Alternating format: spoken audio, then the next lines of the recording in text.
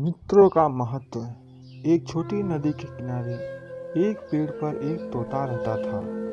कुछ समय बाद एक मैना भी वहीं पास के एक दूसरे पेड़ पर घोंसला बनाकर रहने लगी। धीरे धीरे तोता और मैना में बातचीत होने लगी। कुछ समय बाद तोता ने मैना से शादी करने का निवेदन किया। इस पर मैना ने कहा, यहाँ हम किसी को नहीं जानते, तुम पहले कुछ मित्र तो बनाओ, क्योंकि जब भी कोई मुसीबत या परेशानी आती है तो मित्रों का ही सहारा होता है। मैना की यह बात सुनकर तोता मित्र बनाने के लिए सबसे पहले नदी के किनारे रह रहे केचुए के पास गया। उसने केचुए को अपना मित्र बना लिया। उसके बाद तोता बिलाव के पास गया। उसके साथ ही तोते की मित्रता हो गई और उसने तोते से बुरे समय में मदद का वादा भी किया। कछुए और बिलाव से मित्रता करने के बाद तोता मैने के पास आया और उससे शादी कर ली। वे दोनों नदी के तट पर जिस तरह कछुआ रहता था उसके पास स्थित बरगद के पेड़ पर घोंसला बनाकर एक साथ रहने लगे। कुछ महीनों बाद मैना ने दो बहुत सुंदर सुंदर बच्चों को जन्म दिया। तोता और मैना बहुत खुश थे। एक दिन दो शिकारी नदी के पास पहुंचे। जंगल में शिकार खेलने आए, लेकिन उनकी किस्मत खराब थी। उनके हाथ कोई शिकार नहीं लगा। शिकार की खोज करते करते वे इतने थक गए थे कि वे आराम करने के लिए बरगद के पेड़ के नीचे बैठ गए। अचानक दोनों शिकारियों की नजर पेड़ पर मैना के दोनों बच्चों पर जा पड़ी। पूरा दिन शिकार की खोज में ही निकल गया। क्यों न भूख मिटाने के लिए मैना के बच्चों का ही शिकार किया जाए। एक शिकारी ने दूसरे शिकारी की ओर देखते हुए कहा, बात तो तुम सही कर रहे हो, मेरे पेट में भी भूख दौड़ रही है, लेकिन अभी अंधेरा हो चुका है, क्यों ना पहले आग जला लिया जाए। दूसरे शिकारी ने कहा। दोनों शिकारियों ने तुरंत कुछ सूखी लकड़ियों इकट्ठा कर आग जलाया। पेड़ पर बैठे तोते ने जब दोनों शिकारियों की बातचीत सुनी तो वह घबरा गया। वह बिना देर किए बिलाव के पास पहुंचा और उससे सारी बात बताई। बिलाव ने उसे दिलासा दिया और तोते के साथ चल पड़ा। बिलाव और तोता जब बरगद के पेड़ के पास पहुंचे तो देखा कि एक शिकारी पेड़ पर धीरे से चल रहा था।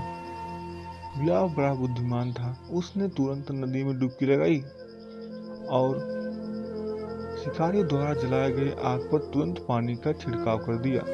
उसने इस चार पांच बार डुबकी लगाई और आग को पूरी तरह बुझा दिया। अंधेरा हो जाने के कारण जो शिकारी पेड़ पर चल रहा था वह नीचे उतर आया। शिकारियों ने फिर एक बार आग जलाई, लेकिन बिलाव भी कहाँ मानने वाला था। उसने फिर पानी में आग बुझा दिया। आग जलाने और बुझाने यह क्रम कई बार चला। अब बिलाव भी बहुत थक हार चुका था। अब तोता भागते भागते अपने मित्र कछुए के पास पहुंचा और उसे अब तक का सारा हाल कर सुनाया तो कछुआ भी मदद करने के लिए तैयार हो गया। कछुआ बिना डरे शिकारियों के सामने जाकर खड़ा हो गया। दोनों शिकारियों ने इतना बड़ा कछुआ तो देखा नहीं था। उनके मन में लालच के लड्डू फूटने लगे। दोनों को लगा कि उन्हें अब कई दिनों तक शिकार करने की जरूरत नहीं होगी। फिर उन्होंने अपने ऊपर के पहने कपड़े को फाड़कर उसने कछुए को बांधने लगे।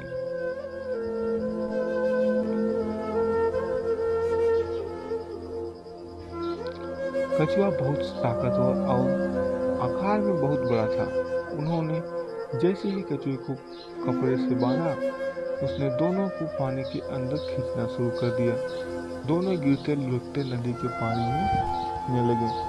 अभी अचानक एक शिकारी चिल्लाकर बोला, अगर जिंदा रहना चाहते हो तो कमर के नीचे पहने कपड़े को खोल दो।